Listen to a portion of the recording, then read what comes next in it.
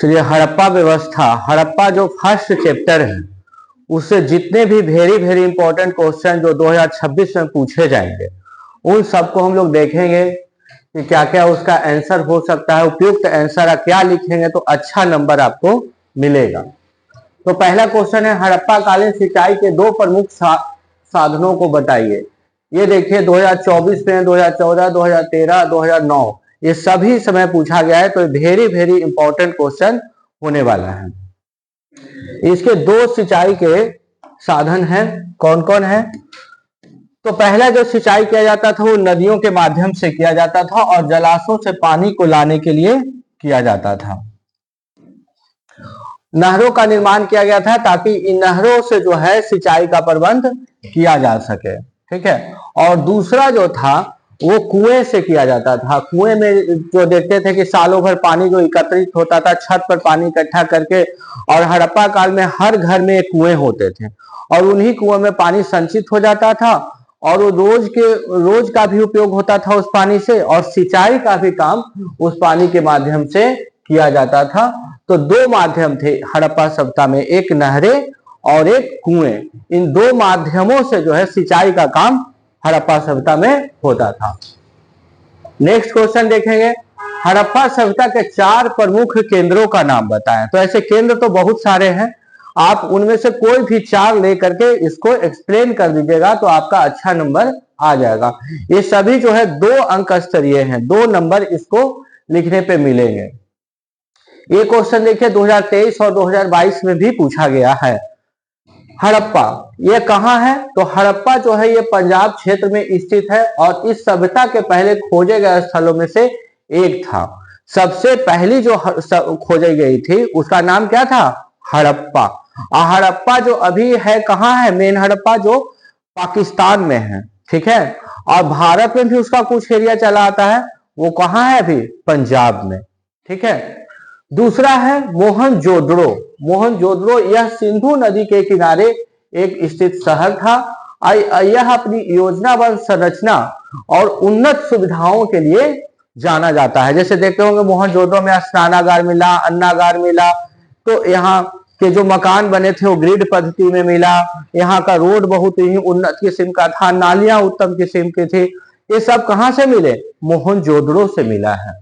धौलावीरा, धौलावीरा ये जो स्थल है गुजरात में स्थित है और यहाँ जल प्रबंधन प्रणाली और पत्थर से वस्तुएं निर्मित मिला है यहाँ पे। एक है राखी गढ़ी। तो राखी गढ़ी कहाँ है? तो ये हरियाणा में स्थित है और भारतीय उपमहाद्वीप में सबसे बड़ा हड़प्पा जो स्थल है वो कौन सा है? राखी गढ़ी। और ये कहाँ स्थित है? ये हरियाणा में स्थित है राखी गढ़ी। नेक्स्ट क्वेश्चन में देखते हैं, हड़प्पा सभ्यता के किन्हीं 2 विशेषताओं का उल्लेख करें। तो हड़प्पा सभ्यता का जो सबसे अच्छी व्यवस्था थी वो किस सब व्यवस्था के लिए जानी जाती थी? शहरीकरण के लिए, कि आज के जैसा ही या आज से भी उन्नत किस्म की जो सभ्यता थी वो कौन थी? हड़प्पा सभ्यता थी। इसमें जो शहरी योजना बनाया गया था, शहर की जो योजनाएं बनाई गई थी वो कैसा था? तो हड़प्पा सभ्यता की सबसे महत्वपूर्ण विशेषताओं में सबसे युक्त था ग्रिड पैटर्न पे। जो भी शहर का निर्माण किया गया था वो ग्रिड पैटर्न पे किया जाता था। शहर का निर्माण इस तरह से एकदम बिल्कुल ग्रिड पैटर्न पे किया जाता था, सब एक दूसरे को समकोण पे काटती थी। यहाँ की सड़कें भी उसी ढंग से निर्मित थी और जल निकासी जो प्रणाली थी वो रोड के सटे हुए, जो सड़क के सटे हुए थे उन सड़कों के सटे सटे जल निकासी प्रणाली की व्यवस्था को शामिल किया गया था। मोहनजोदड़ो में एक विशाल स्नानागार मिला है। शायद यह धार्मिक अनुष्ठान वगैरह होता होगा तो सभी लोग एक जगह पर आकर के स्नान करते होंगे और धार्मिक अनुष्ठान करते होंगे। एक अन्नागार मिला है। अन्नागार इस बात को संकेत करता है कि जो अन्न बच जाता होगा उपयोग के बाद उसको एक जगह संचित कर देते होंगे ताकि भविष्य में इसका उपयोग हम लोग कर सकें। एक मिला है मानकीकृत माप और वजन प्रणाली। जो वजन की प्रणाली थी वो किस प्रणाली में थी? 2, 4, 6, 8 इस प्रकार से उसका जो वजन मापने का जो इकाई था इस प्रकार से था। वजन भी सब जगह एक होता था और व्यापार और वाणिज्य के लिए बहुत ही महत्वपूर्ण होता था। खुदाई में यहाँ बाट और माप इस बात का संकेत करते हैं कि यहाँ पर जो मापने और तौलने की जो व्यवस्था थी काफी उन्नत किस्म की व्यवस्था थी, ताकि किसी को भी कम मात्रा या कम सामग्री न मिले, सबको उपयुक्त वजन मिल पाए। विशाल स्नानागार क्या होता है, पर टिप्पणी लिखें। तो देखें कि मोहनजोदड़ो में यह पाया गया है, अन्नागार है। विशाल अन्नागार हड़प्पा सभ्यता की एक महत्वपूर्ण संरचना थी। यह अन्नागार हड़प्पा सभ्यता की आर्थिक और सामाजिक व्यवस्था में महत्वपूर्ण भूमिका निभाता है। पहला हम लोग देखेंगे कि इसकी भंडारण क्षमता, तो भंडारण क्षमता इसकी बहुत बड़ी थी और यहाँ बहुत सारे अनाजों को संचित करके भविष्य के यूज के लिए रखा जाता था। जैसे आज के समय में हम लोग कहाँ रखते हैं, कोल्ड स्टोरेज में रख करके सुरक्षित रखते हैं, ठीक वैसे ही ये अन्नागार होता था। अन्नागार का जो नीचे का फर्श बना होता था वो ईंटों का बना होता था और जो ऊपर की ओर बना होता था वो लकड़ियों का बना हुआ ढांचा होता था। लकड़ी का ढांचा इसलिए बनाया जाता था ताकि ये ठंडा गर्म हर समय में अच्छे से रह सके। इसमें बड़ी मात्रा में अनाज संग्रहित भी किया जाता था। इससे पता चलता है कि जो भी अनाज बच जाते थे उनको सेव किया जाता था। अगला है राजनीतिक मत। अन्नागार का स्थान शहर के केंद्र में था, बिल्कुल जहां शहर होता था उसके केंद्र में रखा गया था, जिससे अनाज को आसानी से हड़प्पा के सभी गांव शहरों में पहुंच हो सके। यह अन्नागार हड़प्पा सभ्यता की आर्थिक स्थिरता और खाद्य सुरक्षा के लिए भी महत्वपूर्ण था। जैसे मान लीजिए कि अगर मान लीजिए कभी अकाल पड़ जाए तो इन अनाजों का उपयोग किया जा सकता था। निर्माण और तकनीक, अन्नागार इस प्रकार से बनाया गया था, इतनी अच्छी टेक्नोलॉजी या इतनी अच्छी तकनीक से बनाया गया था कि वहां के अनाज सड़े गले बिल्कुल नहीं, लंबे समय तक वो अच्छा बना रहे। वहां के फर्श और नमी से बचाव के हुए उपाय को शामिल किया गया था। इससे अनाज को लंबे समय तक सुरक्षित रखने में मदद मिलती थी। नेक्स्ट क्वेश्चन है, सिंधु घाटी सभ्यता के शवों के दाह संस्कार कितने प्रकार थे? सिंधु घाटी सभ्यता में दाह के जो संस्कार थे, जो मृत व्यक्ति होते थे उनके दाह संस्कार 3 तरीके से किए जाते थे। पहला होता था पूर्ण समाधिकरण। पूर्ण समाधिकरण में क्या किया जाता था, इस शव को पूरी तरह से दफना दिया जाता था और दफनाने के बाद जो मृतक होते थे उनके उपयोग के लिए जो दैनिक वस्तुएं हैं, ठीक है, जो बर्तन है और उनके साथ गहने हैं, मिट्टी के बर्तन है, ये सभी चीजें, या तो कोई जानवर भी उनका पसंदीदा हो, कुत्ता हो, बकरी हो, तो इन सब चीजों को भी उनके साथ दफना दिया जाता था, उनके दैनिक उपयोग की वस्तुएं। सेकंड नंबर है आंशिक समाधिकरण। इसमें क्या किया जाता था, शव को खुले में छोड़ दिया जाता था कि ताकि जो जीव जंतु हैं, पशु पक्षी हैं, खा करके पेट भर सके। इसी को क्या कहा जाता था, आंशिक समाधिकरण। और लास्ट है दाह संस्कार। इसमें क्या किया जाता था, शव को जलाया जाता था और राख को कलश में रख करके दफना दिया जाता था। ठीक है, आज हम लोग के बीच जो प्रथा प्रचलित है, इसी प्रकार की प्रथा प्रचलित है, इसी का हम लोग पालन करते हैं, जिसका नाम है दाह संस्कार। इसमें क्या करते हैं, हम लोग शवों को जलाते हैं और फिर राख को कलश में रख करके और गंगा नदी में प्रवाहित कर देते हैं। नेक्स्ट क्वेश्चन है, हड़प्पा लिपि के बारे में आप क्या जानते हैं? तो हड़प्पा लिपि सिंधु घाटी सभ्यता की एक लिपि है, जिसके बारे में अभी तक बहुत सारा रहस्य बना हुआ है। अभी तक बहुत चीजों को खोजा नहीं जा सका है, क्योंकि यहाँ की जो व्यवस्था है वो उसकी लिपि को अभी तक हम लोग पढ़ नहीं पाए हैं। इसलिए सिर्फ और सिर्फ अंदाज लगा करके और चीजों वस्तुओं को परख करके हम लोग सिर्फ अंदाज लगा करके बातों को बताते हैं। लेकिन बाकी जो अगर लिपि कभी पढ़ ली गई तो एग्जैक्ट पता चल जाएगा कि क्या उस समय की व्यवस्था रही होगी। तो हड़प्पा लिपि में लगभग 400 से 600 विभिन्न चिन्ह हैं, जिसमें चित्र भी हैं और कुछ प्रतीक भी शामिल किए गए हैं।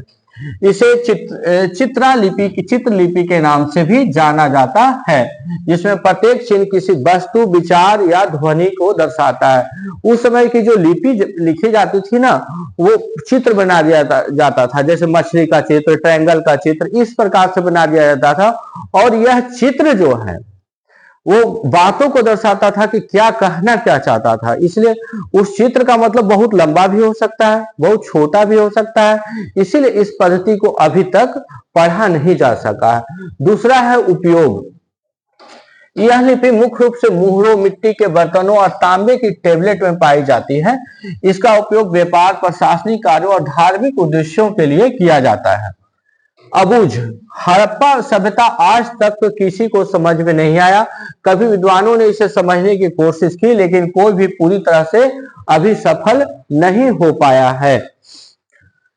ऐसा माना जाता है कि हड़प्पा लिपि को आमतौर पर जो दाएं से बाएं की ओर लिखा जाता, आमतौर पर माना जाता था कि दाएं से बाएं की ओर लिखा जाता था, लेकिन कहीं कहीं जो अवशेष मिले हैं उससे यह पता चलता है कि बाएं से भी दाएं की ओर लिखा जाता है। लेकिन अगर आपसे क्वेश्चन पूछेगा कि हड़प्पा सभ्यता में किस ओर लिखा जाता था, तो आप दाएं से बाएं ओर को ही टिक करेंगे, क्योंकि ज्यादा मात्रा में जो मिला है वो दाएं से बाएं की ओर लिखित ही प्रमाण मिले हैं। नेक्स्ट क्वेश्चन है, हड़प्पा सभ्यता की जल निकासी प्रणाली की क्या विशेषता थी। देखिए क्वेश्चन कितना इंपॉर्टेंट है, लगातार 3 साल 2020, 2013 और 2019 में ये पूछे गए हैं। तो वहां की जो जल प्रणाली थी ये काफी उन्नत टेक्निक का था, आज के जमाने से भी कहीं उपयुक्त और कहीं अच्छी व्यवस्था उस समय की थी। जैसे वहां की नियोजित नालियों को जो बनाया जाता था, तो नाली को जो बनाया जाता था किस प्रकार का होता था, तो ये पक्की ईंटों की बनी होती थी और इन्हें ऊपर से जो है ढक भी दिया जाता था। और जब ये घरों से संपर्क करता था तो यहाँ पे चौकोर जो है गड्ढा रखा जाता था, ताकि जो घर से गंदगी आए उन गंदगियों को यहीं पर छाट लिया जाए। और नालियों में भी कहीं कहीं जो है गड्ढे पाए जाते थे और यहाँ पे खुलता था, तो खुलने के बाद यहाँ भी कुछ कचरा कलेक्ट हुआ तो इसको भी निकाल दिया जाता था। तो ये जो है बिल्कुल नाली साफ रहता था, नालियां ढकी होती थी, तो मच्छरों और मक्खियों का भी खतरा और बीमारियों का खतरा भी कम हो जाता था।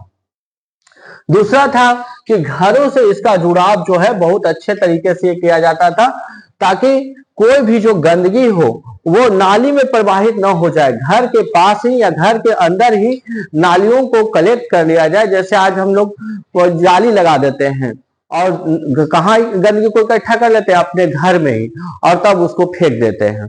ठीक है, तो इस तरह से नाली की जो जाम की समस्या है वो खत्म हो जाती है। सफाई व्यवस्था, तो नालियों को नियमित रूप से साफ करने की व्यवस्था उस समय देखने को लिए बनाई गई थी। जैसे आज के समय में आप देखेंगे सड़कों में कहीं कहीं चलेंगे तो आप इस तरह का गड्ढा देखेंगे और यहाँ पे मैन होल बनाया जाता है, जो लोहे के कंटेनर से ढका रहता है, उसको निकाल के साफ सुथरा करके और फिर से ढक दिया जाता है। तो मैन होल की व्यवस्था उसमें बनवाई गई थी। हाँ, इससे नालियों में कचरा जमा नहीं होता था और पानी का प्रवाह भी बना रहता था। शहरी योजना का हिस्सा, जल निकासी प्रणाली हड़प्पा सभ्यता की शहरी योजना का एक महत्वपूर्ण हिस्सा था, जो स्वच्छता और स्वास्थ्य को प्राथमिकता देती थी। नेक्स्ट क्वेश्चन देखेंगे, हड़प्पा सभ्यता के पतन के मुख्य कारण क्या थे। तो जो ये देखिए क्वेश्चन कितना इंपॉर्टेंट है, 2018, 2012, 2010 में ये सभी एग्जाम में पूछे गए हैं। तो इस समय जो थी जलवायु परिवर्तन, एक कारण यह भी माना गया है कि हो सकता है कि जलवायु परिवर्तन हो गया हो और ऐसा परिवर्तन हुआ कि सारे पेड़ पौधे भी खत्म हो गए होंगे या पानी खत्म हो गए होंगे, या तो अत्यधिक गर्मी, ताप या बाढ़ आ गया होगा, जिससे पूरी सभ्यता खत्म हो चुकी होगी। कुछ विद्वानों का ये मानना है पूरी तरह से कृषि ही खत्म हो गई होगी, पूरी तरह से पानी ही खत्म हो गया होगा। कुछ लोग का मानना है कि प्राकृतिक आपदा आई होगी, भूकंप आया होगा, बाढ़ आया होगा, या तो कोई और भी प्राकृतिक आपदा आई होगी जिसके माध्यम से पूरी की पूरी सभ्यता खत्म हो गई। एक और कारण है कि आर्यों का आक्रमण हुआ था तो आर्यों का आक्रमण के प्रभाव के कारण भी हड़प्पा स्थल खत्म हो गया। लेकिन ये बहुत ही विवादित तथ्य है। क्यों? क्योंकि कोई भी आक्रमण करेगा तो ऐसा नहीं होगा कि बिल्कुल 100 में 100 लोग ही मारे जाएंगे, कोई एक आध दो को भी नहीं बचेगा। पूरी तरह सभ्यता ही कोई डिस्ट्रॉय नहीं कर देगा। अब मान लीजिए डिस्ट्रॉय कर भी देगा तो वो व्यक्ति वहां तो रहेगा, क्योंकि डिस्ट्रॉय ही क्यों करेगा, आएगा तो वहां पर रहेगा, पूरी तरह से खत्म हो जाएगा तो। लेकिन वहां पर उन लोगों के रहने के भी प्रमाण नहीं मिले हैं। व्यापार में कमी, ऐसा भी हो सकता है कि व्यापार में कमी आ गई होगी, आर्थिक संकट उत्पन्न हो गया होगा, जिससे शहर जो है पूरी तरह से कोलैप्स कर गए होंगे, ढह करके खत्म हो गए होंगे। एक अलग और आगे कारण है कि महामारी, कोई महामारी फैल गई होगी, जैसे प्लेग है, कोरोना आ गई थी बीमारी, उसी प्रकार से उस समय भी कोई बीमारी आ गई होगी जिसके माध्यम से पूरी की पूरी सभ्यता ही जो है वो डिस्ट्रॉय कर गई होगी। सिंधु घाटी सभ्यता की नगर योजना क्या थी? तो सिंधु घाटी सभ्यता की जो योजना थी वो काफी उन्नत और व्यवस्थित थी। सबसे पहले जो शहरों का निर्माण किया जाता था वो ग्रिड पैटर्न में किया जाता था। इस पे जो सड़कें थी एक दूसरे को समकोण पर काटती थी। उस समय की जो सड़कें होती थी वो इस प्रकार से समकोण पे काटते हुए जाती थी ताकि जो है बिल्कुल सीधा बने, कहीं टेढ़ा मेढ़ा ना बने, एक सुनियोजित शहरों का निर्माण किया जाता था। जैसा कि आप लोग देखे होंगे कि कोई भी गांव या शहर बसता था तो सबसे पहले वहां पूरा मिट्टी भर करके ऊंचा कर लिया जाता था। ऊंचा करने के उपरांत क्या किया जाता था कि यहाँ पर एक सुनिश्चित ढंग से पूरा मैप बना करके और वहां नगरों और भवनों का निर्माण किया जाता था, जिससे यातायात और परिवहन बिल्कुल ही सुगम हो जाता था। और शहर को आयताकार बनाया जाता था, रेक्टेंगल के साइड में बनाया जाता था। सड़कें जो होती थी चौड़ी और सीधी होती थी, इन्हें अच्छी तरह से बनाया गया था। मुख्य सड़कें लगभग 9 मीटर चौड़ी होती थी और जबकि गलियां लगभग 1.5 से 3 मीटर तक चौड़ी हुआ करती थी। आज के जैसा एकदम बाईपास रोड के जैसा इस समय का सड़क का निर्माण होता था। सड़क का निर्माण जो होता था वो ईंट और पत्थरों के माध्यम से किया जाता था और सड़क का निर्माण जो किया गया था उस पर अभी जो इतिहासकार देखें तो बहुत सारे धूल वगैरह पड़े थे, नीचे से ईंट और पत्थर के टुकड़े देखने को मिलते हैं। जल निकासी प्रणाली, तो जल निकासी जो प्रणाली थी वो भी काफी उन्नत किस्म की थी, पक्की ईंटों से बनी थी, नालियां ढकी होती थी ताकि गंदगी और मच्छर न फैले। आवासीय भवन, जो रहने का जो भवन होता था उसका टेक्नोलॉजी तो आप लोग देखे होंगे कि क्या किया जाता था कि जो भी घर बनता था उन घरों को इस टेक्नोलॉजी पे बनाया जाता था कि इस प्रकार से आप लोग एग्जाम में इस प्रकार का बना भी सकते हैं कि अगर पूछ रहे कि घरों का उस समय नियोजन व्यवस्था कैसा था, घर कैसे बनाए जाते थे, तो इस तरह से घर बनाया जाता था। चारों तरफ रूम होते थे, ठीक है, और बीच में एक आंगन होता था, आंगन में कुआं भी होता था और एक आध सीढ़ी रूम होते थे, एक आध रसोई घर होते थे, ठीक है, एक और सीढ़ी होता था। और यहाँ पर जो घर का मुख्य द्वार के पीछे गेट खुलता था और गेट के खुलते ही यहाँ पर एक गेस्ट हाउस भी मिलता था, जहां पर जो बाहरी लोग आए तो वो लोगों को बैठने उठने की व्यवस्था भी यहाँ की जाती थी, ठीक है। सार्वजनिक भवन भी होते थे। उस समय सार्वजनिक भवन भी पाए गए हैं जिसमें विशाल स्नानागार, ग्रेट बाथ पाए गए हैं, ठीक है, अन्नागार पाए गए हैं जहां सभी लोग अपना अनाज रखते थे और सामाजिक और धार्मिक गतिविधियों के लिए बहुत ही महत्वपूर्ण होता था। वो कौन होता था? सार्वजनिक भवन। जैसे आज के समय में कोल्ड स्टोरेज होता है, नहाने के लिए स्विमिंग पूल होता है, उसी तरह से उस समय भी ये देखने की चीजें मिलती हैं। गढ़ को इंग्लिश में सिटाडल कहते हैं। कभी कभी क्वेश्चन पूछ देता है कि सिटाडल क्या होता है, इंग्लिश का शब्द लेकर के आपको हिंदी में पूछ देता है, ठीक है। प्रत्येक शहर में एक गढ़ भी होता था जो ऊंचाई पर स्थित होता था और ये पूरी तरह से किलेबंद किया हुआ रहता था और गढ़ में जो है प्रशासनिक और धार्मिक के काम किए जाते थे। ठीक है, ये क्वेश्चन देख ले 2018, 17, 2014 और 11 में बहुत वेरी इंपॉर्टेंट क्वेश्चन, ये हर साल लगभग ये शॉर्ट आंसर या लॉन्ग आंसर में पूछ ही लिया जाता है। कार्बन 14 विधि क्या है? तो कार्बन 14 विधि जो है एक रेडियोधर्मी डेटिंग तकनीक है। इसका उपयोग हम लोग किसी भी पदार्थों की आयु को निर्धारित करने में करते हैं, जैसे हड्डियां है, लकड़ी है, कपड़े हैं, उसको हम लोग माप करके यह बताते हैं कि यह वस्तु कितनी वर्ष पुरानी हो सकती है। ठीक है, तो कार्बन 14 विधि का निर्माण, इसमें रेडियोधर्मी आइसोटोप होते हैं जो वायुमंडल में बनता है। जब ब्रह्मांडीय किरणें नाइट्रोजन परमाणुओं से टकराती है तब कार्बन 14 का निर्माण होता है। पौधों द्वारा भी अवशोषण क्या किया जाता है? CO2 के माध्यम से C14 का अवशोषण किया जाता है। जीवों में संचय, जब जानवर पौधों को खाते हैं तो उसमें भी C14 अवशोषित कर लेते हैं, जिससे C14 की मात्रा उसमें बनी रहती है। मृत्यु के बाद क्षय कैसे होता है? तो लगभग अर्ध क्षय जो होता है, आधा क्षय 5730 वर्ष लगने पे वो आधा क्षय हो जाता है। इसी को हम लोग कार्बन 14 की अर्ध आयु या हाफ एज के नाम से जानते हैं। आयु निर्धारण करने के लिए वैज्ञानिक को पुराने समय की वस्तुओं को निर्धारण करने के लिए C14 विधि का इस्तेमाल करते हैं। यह नमूना अधिक पुराना है।